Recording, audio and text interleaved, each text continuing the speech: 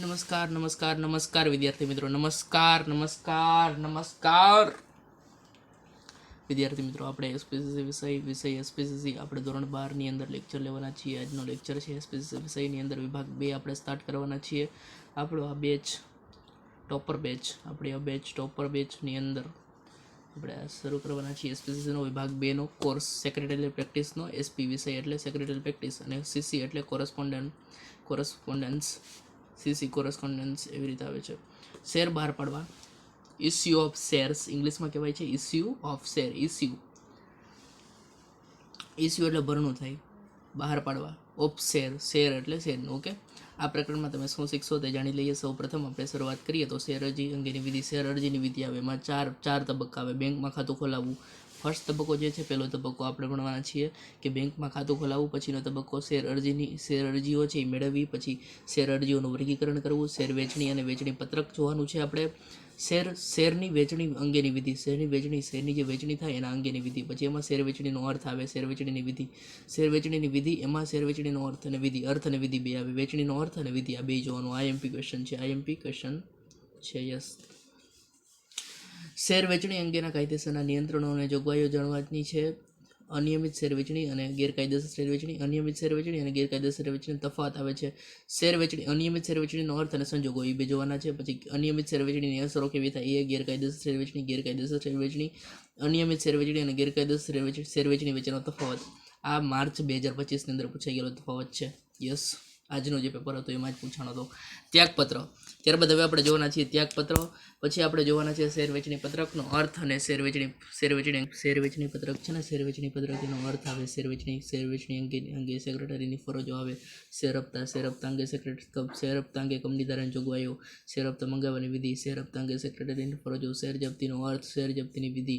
Share જપ્તી અંગે સેક્રેટરીની ફરજો. Share જપ્તીની અસરો. શેર જપ્તી વિશે જુઓ. શેર જપ્તીનો પહેલા અર્થ આવે, અર્થ પૂછાય છે. શેર જપ્તીની વિધિ પૂછાય છે. શેર જપ્તીની અંગે સેક્રેટરીની ફરજ કેવી થાય એ પૂછાઈ શકે. શેર જપ્તીની અસરો. યસ. શેર સોંપણીના સંજોગો એક પૂછાય છે. જ્યાં પૂછાણા હતા, આજે જ પૂછાણા હતા, માર્ચ 2025 પૂછાણા હતા. શેર પર વિશેષક, જેને શેર પર મળતો વિશેષકને શેર લિયન કહેવાય. Share dividend. ઓકે, આ ટોપિક જોઈ ગયા. આજનો જે ટોપિક છે એ છે આપણે પ્રસ્તાવના શરૂ કરવાના છીએ આપણા ચેપ્ટરની. તો જોઈએ કે જાહેર કંપની એ વિજ્ઞાપન પ્રસ્તાવનામાં જોઈએ કે જાહેર કંપની વિજ્ઞાપન પત્ર દ્વારા દરખાસ્ત કરીને જાહેર જનતાને શેર ખરીદવા માટે આમંત્રણ આપે. કે જાહેર કંપની હોય ને, વિજ્ઞાપન પત્ર બહાર પાડે, એમાં દરખાસ્ત રજૂ કરે અને એ જાહેર જનતાને શેર ખરીદવા માટે આમંત્રણ આપતી હોય છે. કંપની શું કરે તો કે ખાનગી ધોરણે વેચણી દ્વારા પણ જામીનગીરીઓ બહાર પાડે છે. કંપની છે ને ખાનગી ધોરણે વેચણી કરે એના દ્વારા જામીનગીરીઓ બહાર પાડતી હોય. તદુપરાંત હકના શેર, બોનસ શેર બહાર પડે. તદુપરાંત કેવા તો કે હકના શેર હશે, બોનસ શેર હશે, એ બહાર પડે. ભારતમાં છે ને શેર અને અન્ય જામીનગીરીઓના જાહેર ભરણા માટે સિક્યુરિટીઝ કોન્ટ્રાક્ટ.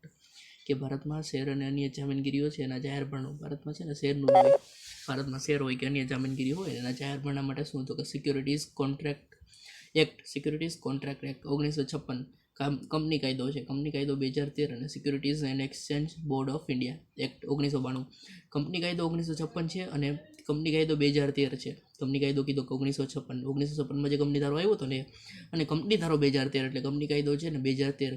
અને security and exchange board of India એટલે security and exchange board of India. સેબીની જે 1992 સ્થાપના થઈ હતી, સેબીની સ્થાપના આવી 1992. સેબી દ્વારા વખત બહાર પાડવામાં આવેલ માર્ગદર્શિકાઓનું કંપનીએ પાલન કરવું જરૂરી છે. જાહેર ભરણું છે ને, એ જ્યારે બહાર પાડવામાં આવે ત્યારે સેબી દ્વારા આપવામાં આવેલી જે માર્ગદર્શિકાઓ છે ને એનું પાલન કરવું કંપની કેવું છે, જરૂરી છે. જાહેર કંપની માટે કીધું કે જાહેર ભરણા દ્વારા, જાહેર કંપનીમાં કઈ રીતે તો કે જાહેર ભરણા દ્વારા, હકના ભરણા દ્વારા, બોનસ શેર દ્વારા, ખાનગી ધોરણે શેર વેચણી દ્વારા શેર મૂડી ઊભી કરે છે. કે જાહેર કંપની હોય, જાહેર કંપની એની વિશે વાત કરી કે જાહેર કંપની એટલે જે વ્યક્તિ, જે કંપનીની સભ્ય સંખ્યા 7 હોય, જાહેર હોય, જે કંપની જાહેર તરીકે હોય એ જાહેર ભરણા દ્વારા જાહેર કંપની છે ને જાહેર ભરણા દ્વારા બહાર પાડે, હકના ભરણા દ્વારા બહાર પાડે, બોનસ શેર દ્વારા બહાર પાડે, ખાનગી ધોરણે શેર વેચણી દ્વારા શેર મૂડી ઊભી કરે. જો જાહેર ભરણા દ્વારા ઊભી કરીએ કે હકના શેર બહાર પાડે એના દ્વારા, બોનસ શેર આપે એના દ્વારા, ખાનગી ધોરણે શેર વેચણી છે એના દ્વારા શેર મૂડી ઊભી કરી શકે છે. કંપની ધારા અનુસાર પછી આપણે આગળ વધીએ. ચાલો, કંપની ધારાઓ છે ને એના અનુસાર કંપની ધારા અનુસાર સંચાલક મંડળની પરવાનગી લઈને શેર હોલ્ડર પોતાની પાસેના વધારાના શેર પણ જાહેર જનતાને આપી શકે છે.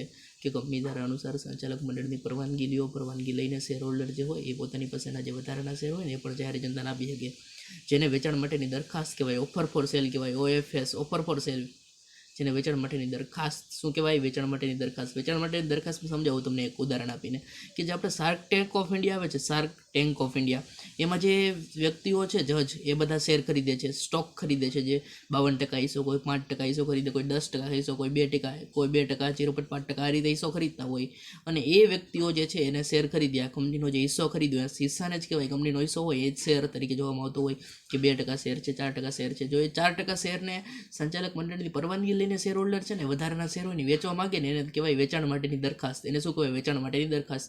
અને ઇંગ્લિશમાં કહેવાય ઓફર ફોર સેલ, એમાં લખેલું હોય OFS ઓફર ફોર સેલ એવું લખેલું હોય, વેચાણ માટેની દરખાસ્ત. કંપની ધારા અનુસાર છે ને સંચાલક મંડળની પરવાનગી લઈને શેર હોલ્ડર પોતાની પાસેના વધારાના શેર વેચી શકે ને, જાહેર જનતાને આપી શકાય, જાહેર જનતાને જાહેર ભરણું બહાર પાડીને આપી શકાય, તો એને વેચાણ માટેની દરખાસ્ત કહેવામાં આવે છે. જેમાં કંપની વિજ્ઞાપન પત્ર દ્વારા જાહેર જનતાને શેર અને અન્ય જામીનગીરીઓ ખરીદવા આમંત્રણ આપે. કે કંપની છે ને વિજ્ઞાપન પત્ર દ્વારા જાહેર જનતાને શેર ખરીદવા કે અન્ય જામીનગીરીઓ જેવી કે ડિબેન્ચરી ખરીદવા માટે આમંત્રણ આપતા હોય. કોઈ પણ પ્રકારની હવે આગળ જોઈએ નોટિસ કીધું કે કોઈ પણ પ્રકારની નોટિસ છે, સર્ક્યુલર છે, જાહેરાત છે, અન્ય દસ્તાવેજ એટલે બીજા દસ્તાવેજ દ્વારા કંપની જાહેર જનતાને જામીનગીરીઓ ખરીદવા આમંત્રણ આપે છે. તેને વિજ્ઞાપન પત્ર કહેવાય. તેને શું કહેવાય? વિજ્ઞાપન પત્ર કહેવાય. કે વિજ્ઞાપન પત્ર કીધું કે કોઈ પણ પ્રકારની નોટિસ હોય, સર્ક્યુલર હોય, જાહેરાત હોય, અન્ય દસ્તાવેજ, એટલે બીજા કંઈ દસ્તાવેજ હોય એના દ્વારા કંપની જાહેર જનતાને જામીનગીરીઓ ખરીદવા આમંત્રણ આપે ને, કંપની જાહેર જનતાને જામીનગીરીઓ ખરીદવા માટે આમંત્રણ આપે એને વિજ્ઞાપન પત્ર કહેવાય.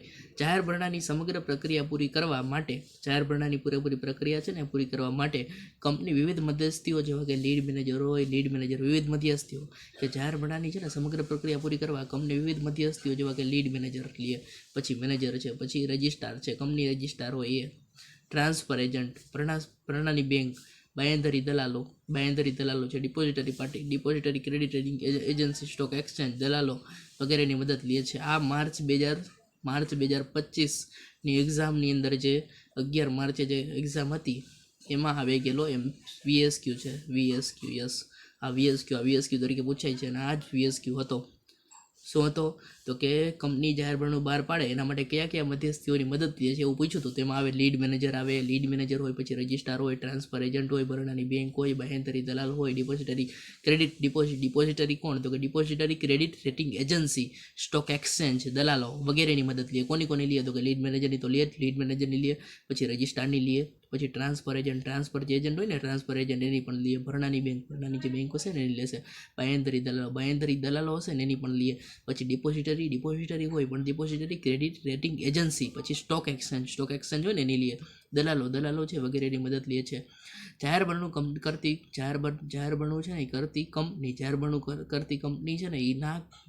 કરતી કંપનીના સેક્રેટરી આ મધ્યસ્થીઓની મદદથી પ્રવર્તમાન કાયદાઓનું પાલન કરીને, કે જાહેર ભરણું કરતી કંપની હોય ને એના સેક્રેટરી, કે આ જે મધ્યસ્થી હોય ને આ મધ્યસ્થીઓ એની મધ્યસ્થીઓની મદદ લે, પછી પ્રવર્તમાન કાયદાઓનું પાલન કરી. પ્રવર્તમાન એટલે જે વર્તમાન સમયની અંદર, પ્રવર્તમાન એટલે કયો કાયદો? તો કે વર્તમાન સમયમાં જે કાયદાઓ છે ને એનું પાલન કરીને જામીનગીરીઓ બહાર પાડવા.